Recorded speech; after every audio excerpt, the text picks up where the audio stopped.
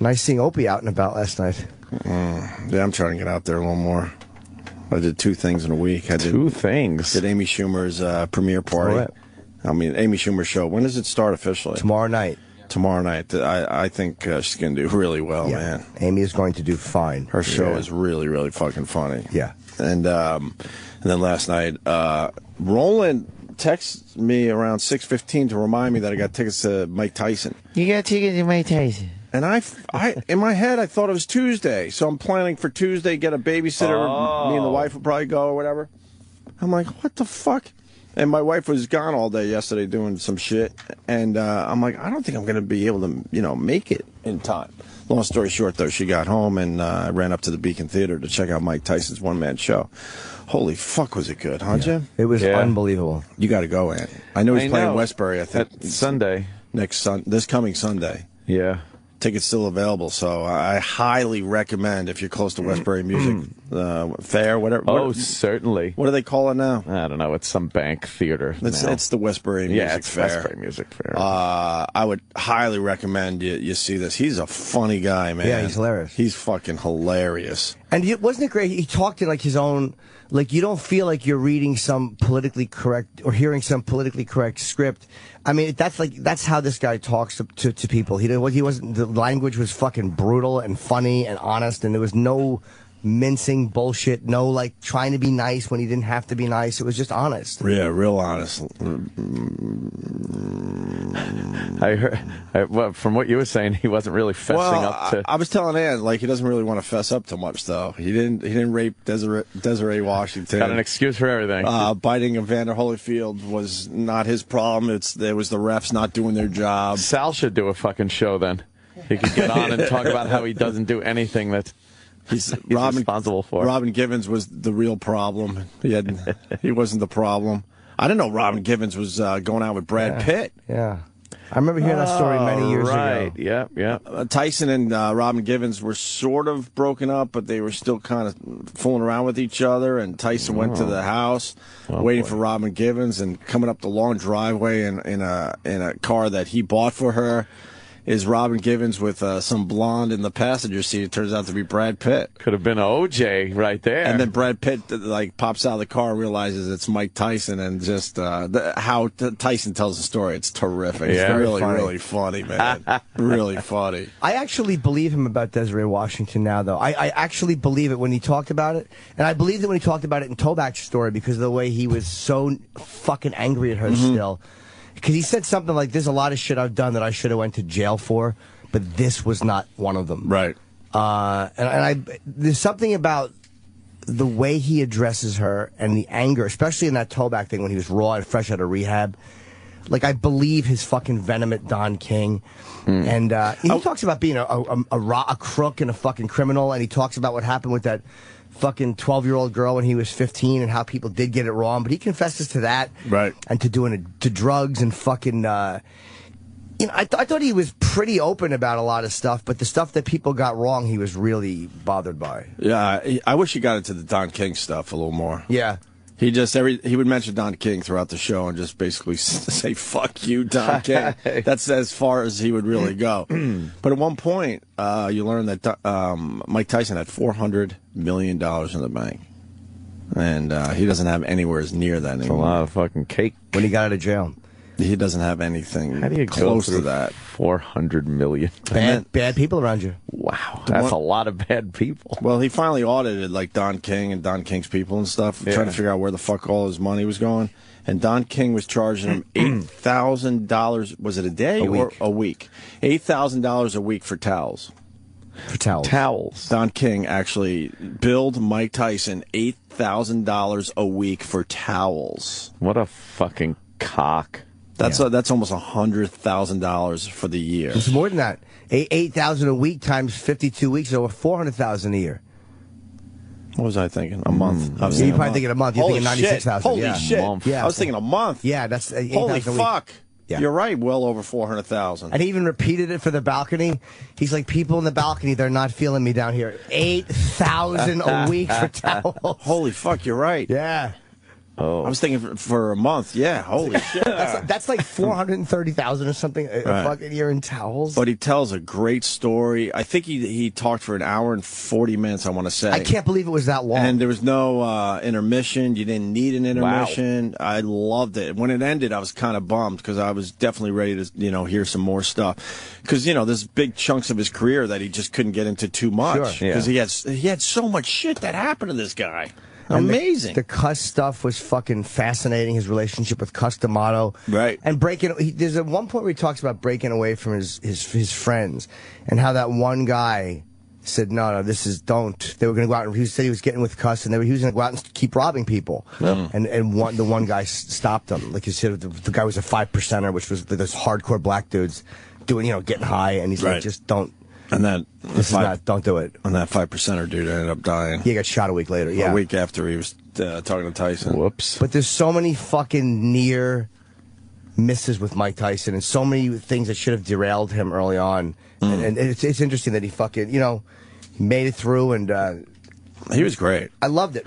Again, I loved called it. Spike Lee a racist a couple times. Yeah, it was funny. Yeah, because there's some things in the. I don't want to give the whole fucking thing away. Yeah, some very funny reveals and shit. Yeah, yeah, all right. He says something, and you're like, wow, that's kind of racist. And then he goes, that's some Spike Lee shit. He wrote into this. Yeah, that's Spike's racist show. Ass. It was very funny. Oh, funny.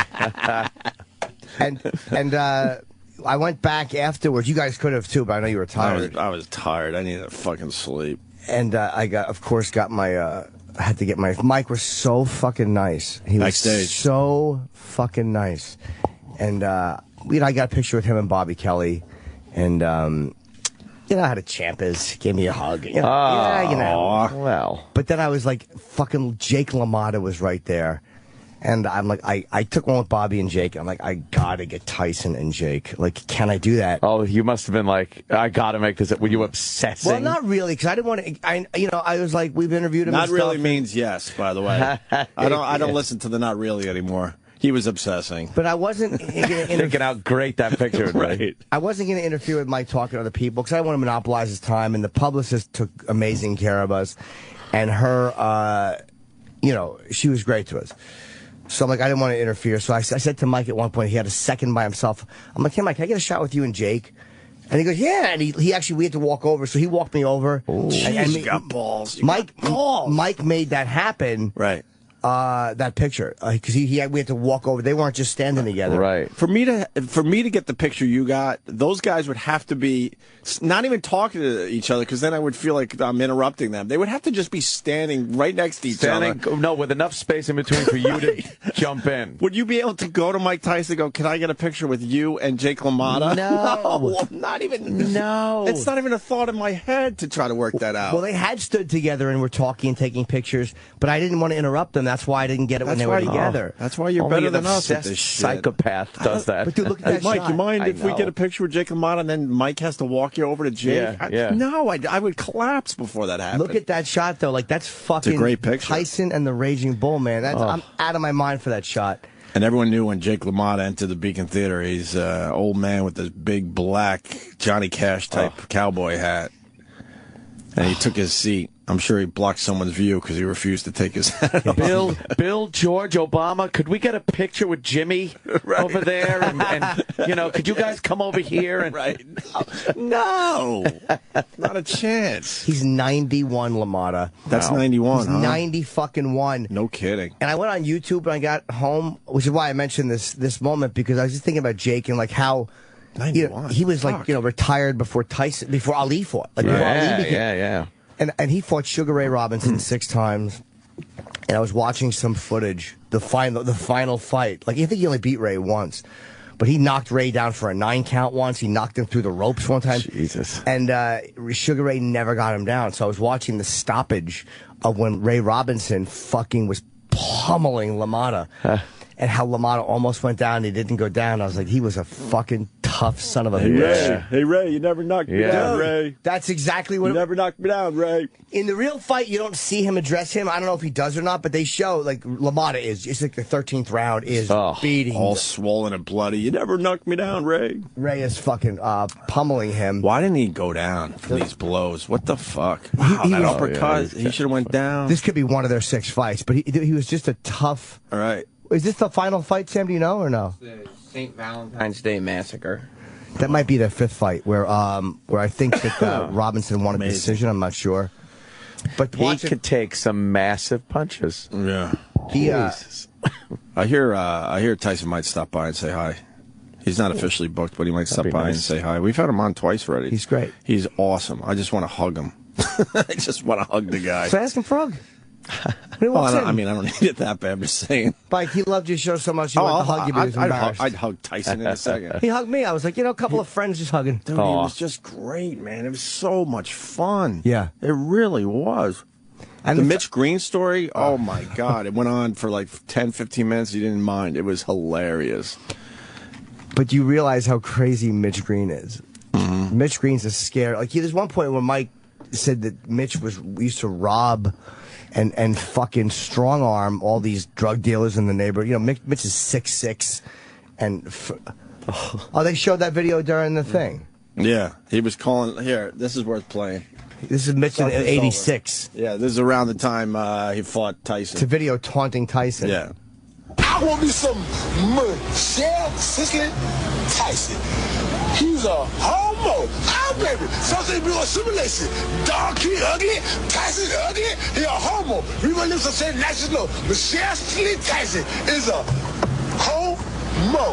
Baby. A homo. And he's flexing. Yeah, he's like his muscles talking. He could have been a WWE superstar, Mitch Green.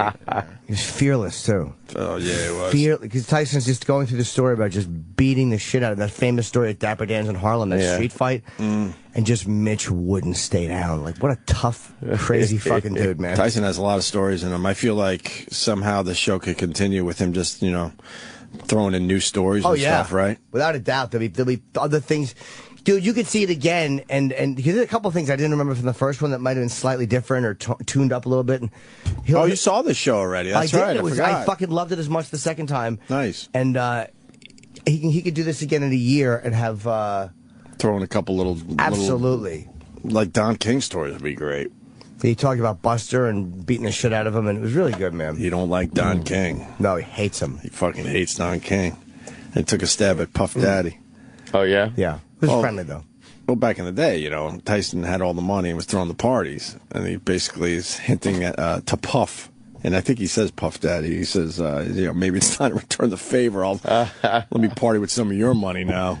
Yeah, he beat Mitch Green in the ring. I think it was a decision, though. Wasn't it? Do you know? Right now he's on Fox and Friends.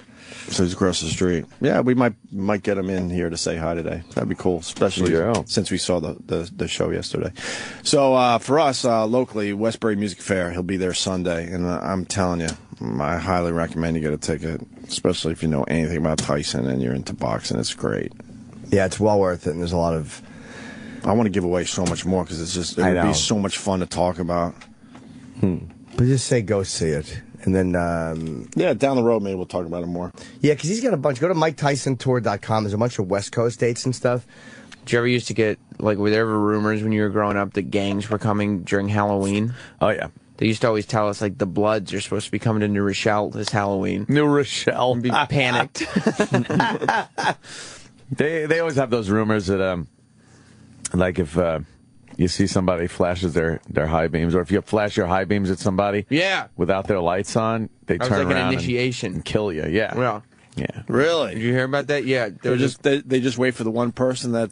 Yeah, people would drive around with their flashes. headlights off, right? Yeah. Like at dusk, So that's a gang guy. And then people, gang guys, they're like, Just waiting for one asshole to go, hey, you're... And someone goes, hey, click, click. And it's like, all right, that's the fucker we killed. Initiate into the gang. Is that real? Gang. Was that ever real? No. I don't know. Enough people heard about it that it became real. It's absolutely fake. Of course. It never happened. Jeez.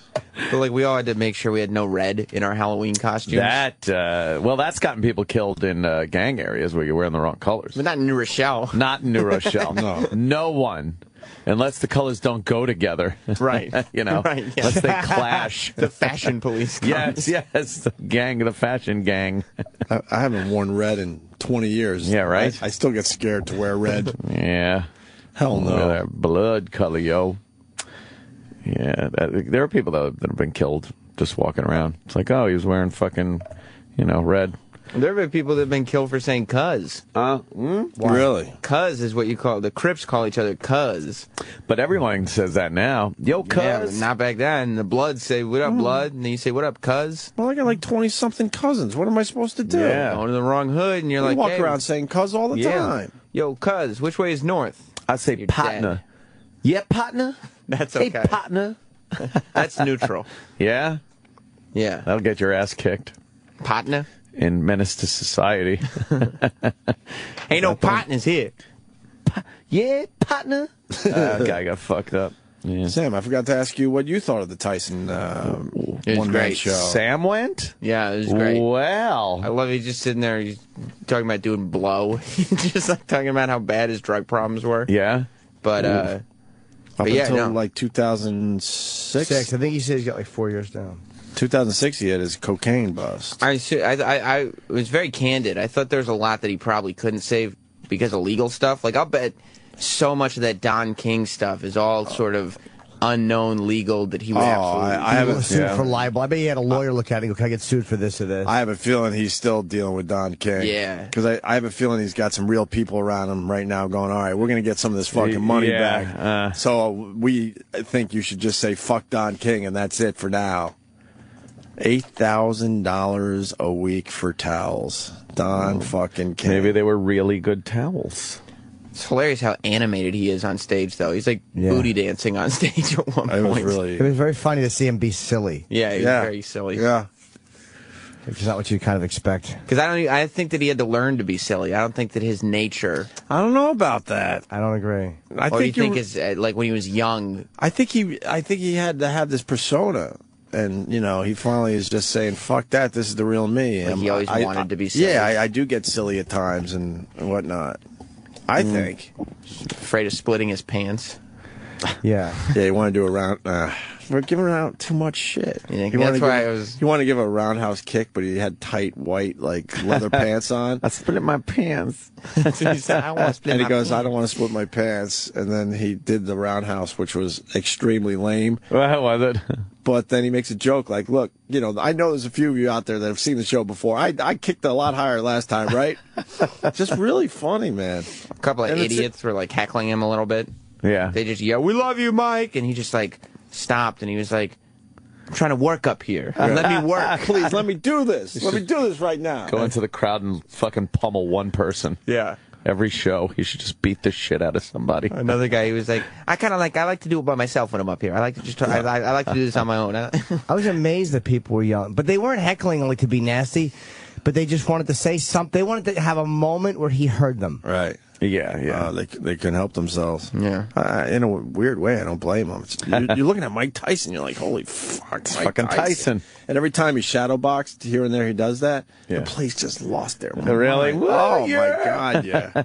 That's some of my favorite footage during the thing. Is there's a song they play which I like. I don't know the song, but they show footage, and I asked him about it the first time he was in of a very young Tyson.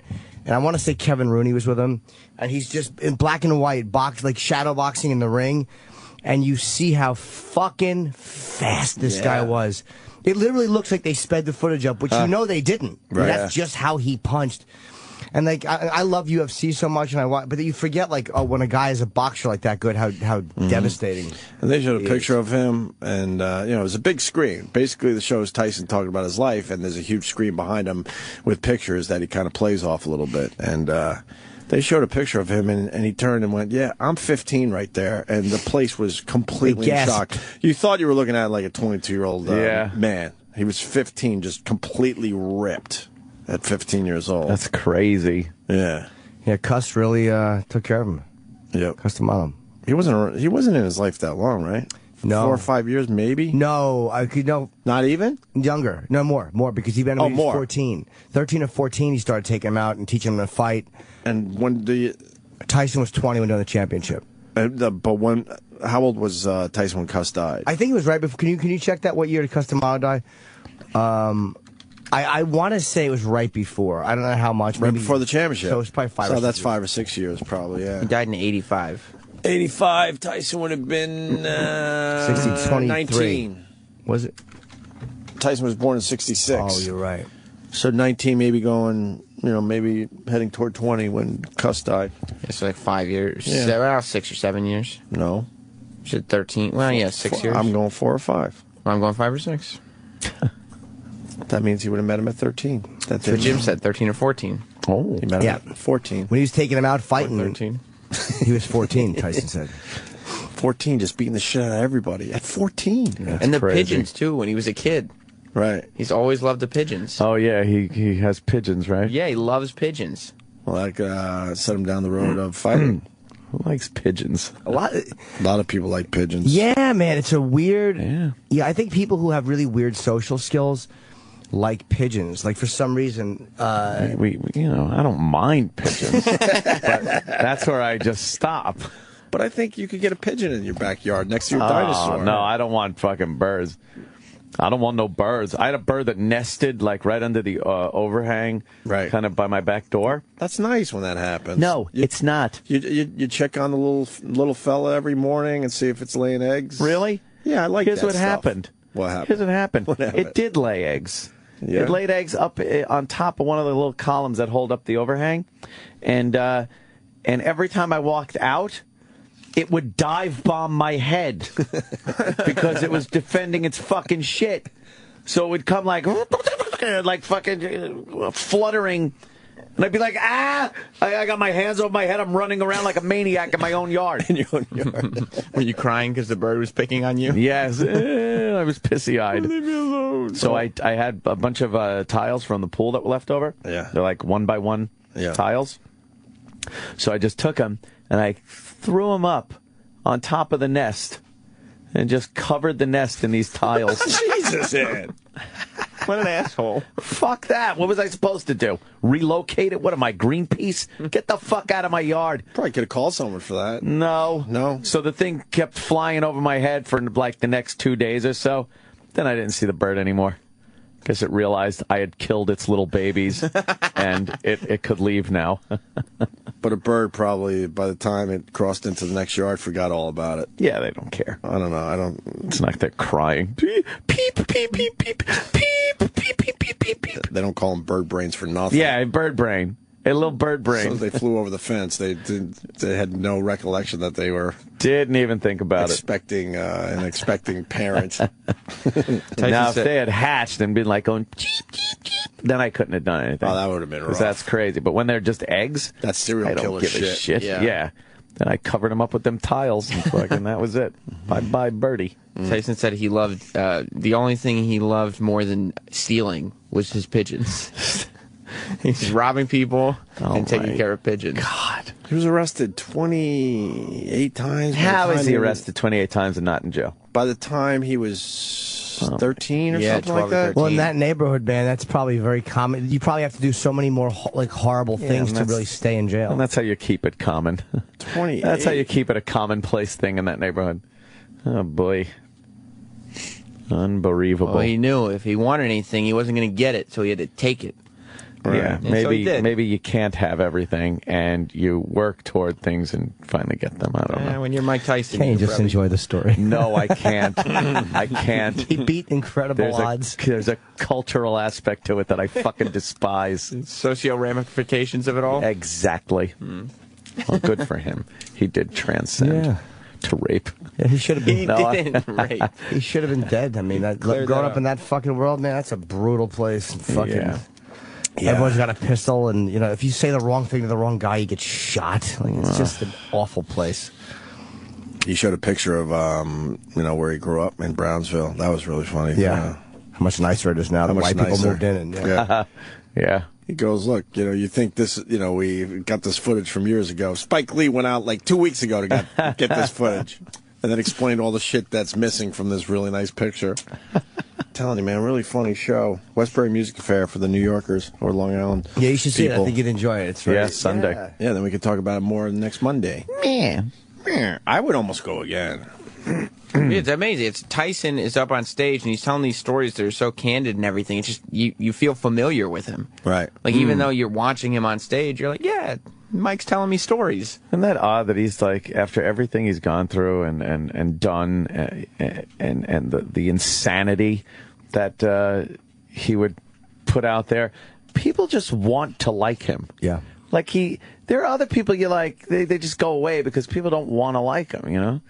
But even with everything he's done and all the shit he's done in the news and everything. This is a guy who said he takes his medication to keep me from killing y'all. From killing y'all, I'm going to eat your children. I'm going to fuck you till you love me. Till you love me. The biting the ear off, the rape allegation, but you're still just like, yeah, how do you not like the guy?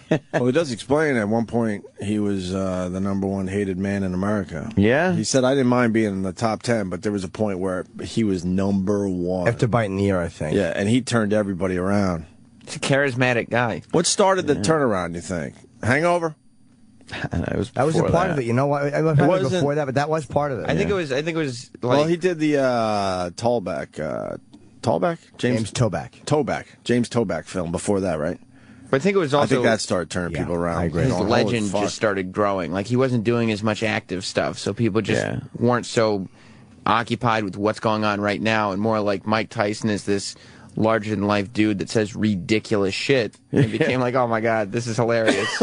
Yeah. And they did the documentary and The Hangover. But he hasn't been champion since 1990. And he was champion for a short period of time when you look at like how long Larry Holmes held it or Ali or, there's something about him that people love. And I don't know, like I was wondering myself, like, why do I love Mike Tyson so much? 'Cause I really do. I've always liked him since my first time I saw him was the cover of fucking Sports Illustrated when I was in rehab. Kid Dynamite, I think is what it said on the cover. That was the first time I ever heard of Mike Tyson. He was 18 or he was 20, whatever he was. But I don't know what it is about this guy that I like so much. I don't know. Can't always figure out why you connect to somebody or not relate to them, but what is it about you that makes you a fan or makes you dig them? I don't know. Because he was so awesome at what he did. Maybe, yeah. And he had that charisma. Like, a lot of these boxers that are really good are not nearly as charismatic. Right. You know, it's the same reason people love or hate Chael Sonnen. Like, he keeps losing fights, but he talks. And you're like, I gotta watch this guy fight, you know? I think when you're the best at your sport, there's something about that. I used to be a huge Knicks fan, but I fucking loved Michael Jordan every fucking time. I almost rooted for him against my own fucking team. Because he was that much better than everybody. But he also had that whole, except for a couple of things, had that, a good guy, very wholesome commercials and stuff. He wasn't beating the shit out of people and fucking, Well, there was always a weird innocence with Mike Tyson, though. Yeah. You kind of felt that. Like, you almost felt bad for the guy. Yeah, maybe that was it. Yeah, maybe that's it. He couldn't really hide that innocence in the end. And I think it felt, too, like you knew you were seeing, like, real greatness. And I think, like, after especially he got hooked up with Don King, you kept waiting for this greatness to return. This, like, you knew the potential you were seeing was one of the best, if not the best ever. Right. At one point. And then when you see him with a guy like Don King, you're like, fuck, you're watching this thing slip away. Right. This thing, this potential to be the greatest ever slip away. Being tied up with the wrong person. Right, and you knew it was, like, getting tied up with the wrong person or stuff that was going on outside the sport. Yeah, it wasn't stuff he was even doing. Yeah, sure. But it wasn't like he got in the ring and didn't live up to his potential. No. It was all outside stuff. There was so much stuff outside of it that you're like, I just wish you kept feeling like you were watching what could have been after a while. At first, it was, this is what he does. He's fucking phenomenal. He just beat the shit out of everybody in the first round. Everybody got beaten Wasted a lot of pay-per-view money. Getting those. It's like, hey, this is great. We're all, party at the house, and then, it's over. That's great. That was fun. Nice. People started to get pissed at him too for ending those fights so quickly. Yeah. Oh God, Paying $60.